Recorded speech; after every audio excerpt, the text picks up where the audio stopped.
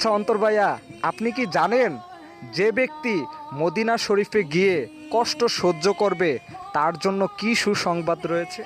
প্রিয় নবী সাল্লাল্লাহু আলাইহি সাল্লামের শাফায়াতের সুসংবাদ রয়েছে। সুবাহান আল্লাহ, সুবাহান আল্লাহ। কি?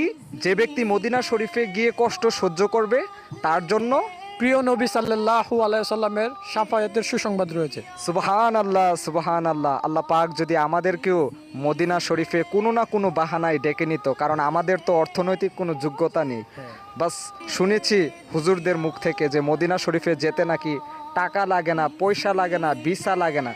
যদি মদিনাওয়ালার অনুমতি চলে আসে তাহলে টাকারও ব্যবস্থা হয়ে যায়, ভিসারও ব্যবস্থা হয়ে যায়। আল্লাহ পাক যেন আমাদেরকে খুব দ্রুত মদিনায় ডেকে নেয় এবং বাংলার সকল আশেকে রাসূল, বাংলার সকল উলামায়ে আহলে সুন্নাত, বাংলার সকল নবী প্রেমিক, অলি প্রেমিক, সকল সুন্নি আশেকে রাসূলকে আল্লাহ পাক যেন কোনো না কোনো বাহানায় খুব দ্রুত মদিনা পাকে হাজিরি দেওয়ার সৌভাগ্য দান করে।